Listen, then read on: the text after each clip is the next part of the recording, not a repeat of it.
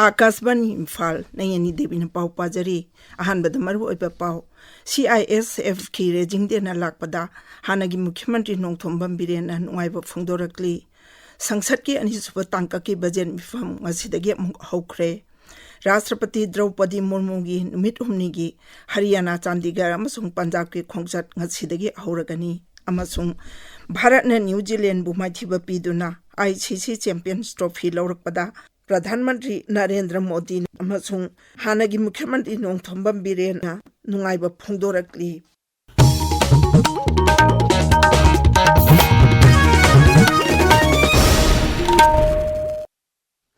central Industrial Security Force CISF की Raising देना लाकपदा हानगी मुख्यमंत्री नोंथोंबम बिरेन नुंगाइबा फोंदोरकली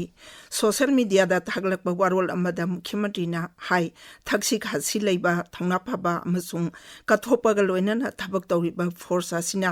लेबाक असिदा अमसुंग खुनाई असिदा शांति अमदि तंगदु लेताबा पुरकपदा चाउना मतेंग पांगी ICAR CICFR भीमताल अमसुंग मणिपुरी यूनिवर्सिटी न सिंधुना mahseer hatchery and fresh water technology and sustainable aquaculture फिशा लेबोरेटरी के थौरम कांचीपुर लेबा मणिपुर यूनिवर्सिटी के ऑडिटोरियम दा हुजिक पांगथोकली थौरम असिदा राज्यपाल अजय कुमार भला ICAR न्यू दिल्ली की फिशरी साइंस की deputy director general doctor Jaykrishna Jain अमदी मणिपुर यूनिवर्सिटी के vice chancellor professor N Lokendra नचिंबा सरुक यारी Manipur Renewable Energy Development Agency MANIREDA न सिंधुना सोलर लाइट सिस्टम हाइबसिगी मतंगदा मियामदा मपुंग ओइना लौमी सिंगदा निंगथिना खंगहनबगी पांदमदा नोंमगी ओइबा ओरिएंटेशन अमसुंग अवेयरनेस प्रोग्राम अमा हौजिक इम्फाल वेस्ट जिला की उचिवा मखा लेकाई कम्युनिटी हॉल पांगथोकली ngasi भारत सरकार की न्यू एंड रिन्यूएबल एनर्जी मंत्रालय की मखादा मनीरेदा न सिंधुना पांगथोकबा थौरम असिदा मफम अदुगी लौमी मियामदा biogas water pump solar water heater न चिंबगी मतंगदा मतौ करम सिजनगनी हाइबसिदा अखंग अहेसिंगना ताकपी तंबीरी रॉयल राइडर्स मणिपुर की 19 सुबह मपोक नुमित ngasi इम्फाल वेस्ट जिला की मैतै लांगोल कॉम्प्लेक्स ता पांगथोखरे रॉयल राइडर्स मणिपुर की लुचिंगबसिंगना मखोइगी फिराल चिंखतुना इकाई खुमनबा उतखी थौरम अदुदा रॉयल राइडर्स मणिपुर की जनरल सेक्रेटरी ना चही की रिपोर्ट पीरबा मतुंग नौना यावरकलबा मेंबर सिंह मसक ताखी ममा ओइबसिंगना पिकलिबा अंगांगसिंगी दमक सेक्सिल थौरांगी दमक करी तौगनी अमदी करी पोलमसिंग सिजनगदगे हाइबसिगी मतंगदा अर्बन आयुष्मान आरोग्य मंदिर की मखादा लेबा मेडिकल ऑफिसर सिंग अमसुंग स्टाफ नर्सिंग की ओइबा ट्रेनिंग हौदोकपा अमदी ताकपी तंबीबगी थौरम हौजिक लंपेल पाता लेबा राज्य की फैमिली वेलफेयर की ट्रेनिंग सेंटर दा पांगथोकली मणिपुर सरकार की हकसेल विभाग अमदी राज्य की हेल्थ सोसाइटी ना सिंधुना पांगथोकलिबा थौरम असिदा हेल्थ सर्विसेज की डायरेक्टर डॉक्टर चंबो गोलमई अमदी नेशनल हेल्थ मिशन मणिपुर की state mission director doctor M Dinesh सरुक्यारी ताबिरिबा पाव असि आकाशवाणी इम्फालदगिनी संसद के अनिसुब तांका की बजेट मिफम असिदगी अमुक हौख्रे अप्रैल 3 फाव चथगदबा मिफम असिगी मनुंगदा पुन्ना सिटिंग कुन लेगनी अनिसुब तांका की बजेट मिफम गिंग असि अहोब नुमिता सेल थुम मंत्री निर्मला सीतारमण मणिपुर की बजेट सभा पुथोकनी मणिपुर दा ममांग थादा मुख्यमंत्री नोंथोंबम बिरेन फम थादोकिबन मरम ओइरगा राज्य असिदा राष्ट्रपति शासन लैदुना लाकली अखोइगी पाउमिना हाई तांकक असिगी मिफमदा English ngani kun manga kun taruki voting on demands for grants amasung mari leinaba bill sing khana nei nagani masigi mathakta banking laws amendment bill coastal shipping bill singani kun mari immigration and foreigners bill singani kun manga amasung railways amendment bill yauna tongan ba bill kaya puthoktuna khanagani पनबयाबदी संसद की budget मिफमगी अहानबा तांकक जनवरी 19 February 13 फाव चथकी मदुदा राष्ट्रपति द्रौपदी मुर्मुना सभा अनिबकी अपुनम मिफमदा वांगांगकी अमसुंग cell थुम मंत्री निर्मला सीतारमण केंद्र की budget पुथोखी राष्ट्रपति द्रौपदी मुर्मू की नुमित हुमनी की हरियाणा चंडीगढ़ अमसुंग पंजाब की खोंगचत ngasiदगी ahuragani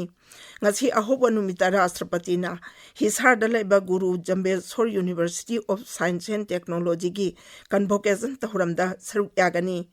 तुंगदा श्रीमती मुर्मुना ब्रह्मकुमारी सिंगी गोल्डन जुबली थौरमदा राज्य थाकी campaign spiritual education for holistic wellbeing हौदोकनी राष्ट्रपति ना हयेंग बथिंदादा लैबा एम्स अमसुंग पंजाब की सेंट्रल यूनिवर्सिटी की कन्वोकेशन थौरमदा सरुक यागनी नुमित अदुमकी नुमिदांग वायरमदना पंजाब सरकार ना युम्बु ओइदुना मोहालीद पांगथोकपा थौरम अमदा सरुक यागनी युमसा कैसन नुमितना चंडीगढ़ लैबा पंजाब यूनिवर्सिटी की कन्वोकेशन दा सरुक यागनी प्रधानमंत्री नरेंद्र मोदी ने था की तरामथोय मसुंग तरानिथोयद चटकदब मॉरिशियस की नुमित इनी की खोंगचत्ता लेबाक अदुगी प्रधानमंत्री गा तोंगान तोंगानबा प्रोजेक्टसिंग संगागनी संगागदब प्रोजेक्टसिंग अदुदा सिविल सर्विस कॉलेज अमसुंग हेल्थ सेंटर याउरी प्रोजेक्टसिंग असि भारत ने सेंथंग पीदुना साबनी मॉरिशियस त लैबा भारत के हाई कमिश्नर अनुराग श्रीवास्तवना आकाशवाणी दा हाई भारत अमसुंग मॉरिशियस अनी की मरकता अफबा मरी लेरी प्रधानमंत्री की खोंगचत असिना लेबाक अनी की मरकता लैनरिबा मरी असि हेना चेछिल हल्लगनी भारत अमसुंग लेबाक कुंतरेट की अपुनबा यूरोपियन यूनियन की मरकता फ्री ट्रेड एग्रीमेंट नैना हनबगी तारारक सुबा खन्ना नैनबगी मिफम असि ब्रुसेल्स ता पांगथोकलगनी नाकल अनिमंगना खन्ना नैनबा दुदा लेबाक सिंग असि मरकता पुन्ना कानमिनबा याबा वफम कया खनगनी हाइरी पुदुचेरी विधानसभा की तरुक सुबह सेशन की तरामंगा सुबह मिफम असिदगी राज्यपाल के कैलाश नाथन हुदोकलगनी पुदुचेरी की मुख्यमंत्री एन रंगासामीना था असिगी तरानिथोयदा यूनियन टेरिटोरी असिगी लिसिंग अनि कुनमंगा कुंतरुक की सही की बजट पुतोकनी भारत ने न्यूजीलैंड बुमाइथिबा पीदुना आईसीसी चैंपियंस ट्रॉफी लौरकपदा हानगी मुख्यमंत्री नोंथोंबम बिरेन नुंगाइब फोंदोखरे सोशल मीडिया दा थागलकबा वारोल अमदा श्री बिरेन हाई अखोइगी सानरोय सिंगी पुकनिंग चंगबा अमदी थौनाना अखोइ पुनमकपु चाउतोकसबा फंगल्ले अमरोमदा भारत की क्रिकेट टीम ना आईसीसी चैंपियंस ट्रॉफी लौरकपदा प्रधानमंत्री नरेंद्र मोदी ना नुंगाइब फोंदोखरे सोशल मीडिया दा थागलकबा वारोल अमदा प्रधानमंत्री ना हाई गेम्स अदु टॉप टॉपा अखन्नबा अमा ओइखी अमसुंग अदुगी फॉल्सु अखन्नन पुरकी चैंपियंस ट्रॉफी असि लौरकबदा चाउथोकजबा पोई हाइना फोंदोकलदुना श्री मोदी ना हाई भारत की सानारोइसिंगना मैच अदुदा थोइदोक हेंदोकपा हिसिंगबा कया उठकी मदुना लेबाक असिबु हेना चाउथोकजबा फंगल्ले दुबई दंगारंग न्यूजीलैंड का भारत का सानकी फाइनल मैच था भारत ने न्यूजीलैंड बु वीकेंड मरीदा तोइदुना भारत ने चैंपियंस ट्रॉफी असि लौखिबनी बेंगलुरु दा पांगथोकखिबा 95 सुबा मास्टर एथलेटिक्स चैंपियनशिप लिसिंगनी कुनमंगादा मणिपुर की नुपी की टीम ना ओवरऑल दा अहम सुबा मफम कनबा ngamkhre चैंपियनशिप असिगी ngarang लोइसिनबा नुमित फावदा मणिपुर ना सनागी यांkai लुपागे 38 अमसुंग चेंजेंगी 38 यावना पुन्ना तकमान मरफुद्रानी थोइ फंगबा ngamखि चैंपियनशिप असि master athletics federation of India अमदी बेंगलुरु सिटी की मास्टर एथलेटिक्स एसोसिएशन ना सिंधुना बेंगलुरु की कांतिराभा स्टेडियम अमसुंग साई स्टेडियम दा था सिगी मरीदगी हौदुना चथरखिबनी मध्य प्रदेश की मुख्यमंत्री मोहन यादव नंगसी राज्य दुकी माधव नेशनल पार्क ता कई सिंग थादोकपगा लोइनाना 5 सुबह चे टाइगर रिजर्व हौदोकनी मुख्यमंत्री ना पार्क की नाकल दा लेबा किलोमीटर 12 सांगबा वाल सु संगागनी अखोइगे आकाशवाणी पाउमिना हाई प्रधानमंत्री नरेंद्र मोदी ना राज्य अदुदा लेबाक असिगी ओइना माधव नेशनल पार्क बो 59 सुबह टाइगर रिजर्व ओहनबा अमदी राज्य अदुगी ओइना 5 सुबह टाइगर रिजर्व ओहनबगी दमक मुख्यमंत्री मोहन यादव ना थागतपा फोंदोरक्ली अरोइबदा मरुइबा पाउ अमु CISF की रेजिंग देने लाकपदा हानेगी मुख्यमंत्री नोंथोंबम बिरेना नुंगाइबा फोंदोरक्ली संसद की अनीसुबा तांका की बजट मिफम असिदगी अमुक हौखरे राष्ट्रपति द्रौपदी मुर्मू की नुमित हुमनी की हरियाणा अमसुंग पंजाब की हरियाणा चंडीगढ़ अमसुंग पंजाब की खोंगचत ngasiदगी हौरगनी